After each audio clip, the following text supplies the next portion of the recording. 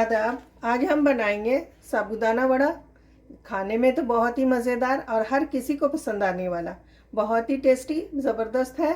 तो इसको हम चाहें तो चटनी के साथ इंजॉय करें या केचप के साथ इंजॉय करें। बहुत ही मज़े का होता है और रमज़ान में तो काफ़ी पसंद आता है, बड़ों को बच्चों को सभी को पसंद है। तो चलें देख लेते हैं इसमें क्या क्या चीज़ें जाएंगी और ये किस तरह बनेगा। साबूदाना वड़ा बनाने के लिए हमने यहाँ पर देखें इस तरह से साबूदाना को लेकर भिगो दिया था। ये 1 कप साबूदाना था और वो भीग कर देखें कितना सारा हो गया। और यहाँ पर मैंने आलू भी बॉईल करके इस तरह से इसको मैश कर लिया है। आप चाहें तो ग्रेट भी कर सकते हैं। और यहाँ पर मैंने हरा धनिया लिया है, खूब सारा लिया है, लगभग 3 से 4 टेबल स्पून ये हरा धनिया है। एक मीडियम साइज़ की मैंने प्याज ले ली है, उसको बारीक चॉप किया है। आप प्याज को कम ज़्यादा कर सकते हैं, आप चाहें तो नहीं भी डालें, लेकिन अगर डाल देते हैं तो उसका टेस्ट बहुत अच्छा आता है। साथ में हमने लिया है मूंगफली, ये भी हमने 100 ग्राम ली है और इसको मैंने भून लिया था, भून कर इसका छिलका उतार लिया है। आधा लेमू लेंगे हम, 2 हरी मिर्चें, हरी मिर्च है, लाल मिर्च है, जैसे यहाँ पर चिल्ली फ्लेक्स मैंने लिया है, ये आप अपने हिसाब से कम ज़्यादा कर सकते हैं। यहाँ मैंने 2 हरी मिर्च ली है, 1/4 टीस्पून मैंने काली मिर्च ली है, 1/2 टीस्पून मैंने नमक लिया है और 1/2 टीस्पून मैंने चिल्ली फ्लेक्स लिया है। यहाँ पर 1/2 टीस्पून मैंने ज़ीरा लिया है।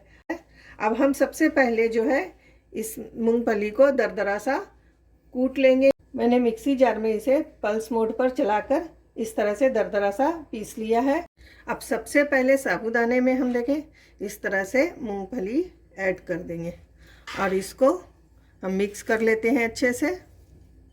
इस तरह से हमें अच्छे से मिला लेना है ताकि मॉइस्चर इसका जो है साबूदाने का वो कम हो जाए और मूंगफली जो है अच्छे से पूरे साबूदाने में मिल जाए। कर लिया मैंने। अब जो है हम इसमें डालेंगे बाकी सब मसाले और साथ में आलू। अब आलू को भी हम इस तरह से डाल देंगे, तोड़कर इस तरह से हमने इसको डाल लिया है। अब इसमें बाकी के मसाले ऐड कर लेते हैं। जैसे यहाँ पर मैंने लिया है देखें काली मिर्च, चिली फ्लेक्स, साथ में हरी मिर्च, ये कम ज़्यादा आप कर सकते हैं। और ये ज़ीरा मैंने डाल लिया, साथ में हम डालेंगे नमक और ये प्याज और हरा धनिया, इसको भी मिक्स कर लेते हैं। बहुत अच्छा फ्लेवर आएगा जब ये प्याज और धनिया पत्ती जब डालते हैं ना हम, बहुत अच्छा लगता है। सबसे लास्ट में हम डालेंगे लेमू, इसका बीज हटा देंगे और इसको इस तरह से मिला देंगे। चटपटा सा टेस्ट आएगा लेमू का। और आपने कभी इस तरह का साबूदाना का पकोड़ा बनाया है आप ज़रूर बताएं मुझे। दूसरी तरीके से बनाते हैं तो आप वो भी मुझे बताएं कमेंट करके। बर्तन देखें मेरा छोटा हो रहा था तो मैंने इस तरह से बड़े बर्तन में ले लिया है। अब हम हाथ में थोड़ा सा तेल लगाएंगे और इसको मैंने अच्छे से मिला लिया था। हाथ में थोड़ा सा तेल लगाने के बाद हम इसमें से इस तरह से आप थोड़ा थोड़ा करके, जितना बड़ा आप वड़ा बनाना चाहें उतना ही बड़ा आप ले लें, इतना पोर्शन, और इसको अच्छे से इस तरह से रोल कर लें। पहले जब रोल आप करेंगे ना तो ये आपका अपने आप फ्लैट हो जाएगा इस तरह से। देखें इस तरह से मूंगफली के बीच बीच में दर दर से दाने भी आएंगे, बहुत अच्छा टेस्ट आएगा उसका।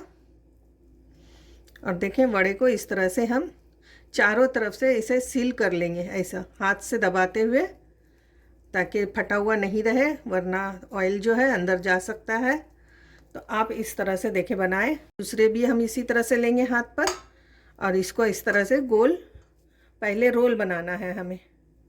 जब ये इस तरह का हो जाए तो इसको हाथ से दबा देंगे और फिर चारों तरफ से हम इसको इस तरह से घुमाते रहेंगे और ये अपने आप बनकर तैयार हो जाएगा। देखें इसी तरह की हम सारी टिक्की तैयार कर लेते हैं। पहले इस तरह से मैंने सारे साबूदाने के वड़े तैयार कर लिए हैं।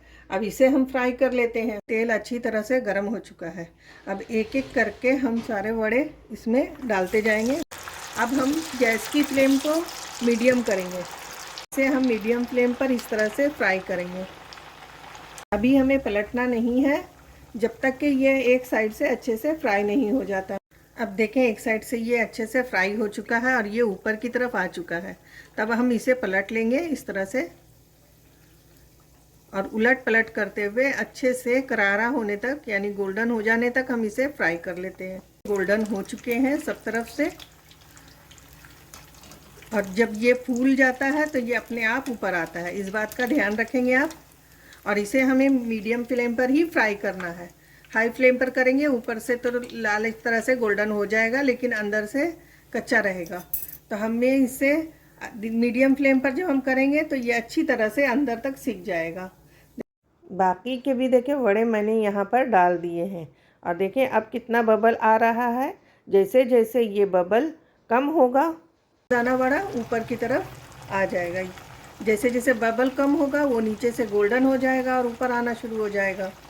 कितना ऊपर आना शुरू हो गया, हल्का हल्का ये साइड से देखें ऊपर होना शुरू हो गया है। अब फ्लेम को आप हमेशा याद रखें मीडियम रखें। अब इधर ऊपर की तरफ आ चुका है, ये तेल गरम है, आप संभालते हुए इसी तरह से अपने आप को तेल से बचाते हुए आप इस तरह से फ्राई कर लेंगे और इसे हमें गोल्डन हो जाने तक फ्राई करना है। इसको भी हमने अच्छे से गोल्डन फ्राई कर लिया है और इस तरह से हम जैसे हमने ये दोनों को फ्राई किया इसी तरह से हम बाकी के सारे फ्राई कर लेंगे। यहाँ पर हमारा साबूदाना वड़ा बनकर तैयार है। आपको ये रेसिपी कैसी लगी मुझे कमेंट करके ज़रूर बताएं। अगर अच्छी लगी हो तो झटपट से जाएं और इस रमज़ान इसमें आप इसको ज़रूर बनाकर और इसको ट्राई करें। आपको बहुत मज़ा आएगा, इस तरीके से बहुत ही अच्छा लगेगा। चलें तो फिर मिलते हैं नई रेसिपी के साथ। अल्लाह हाफिज़।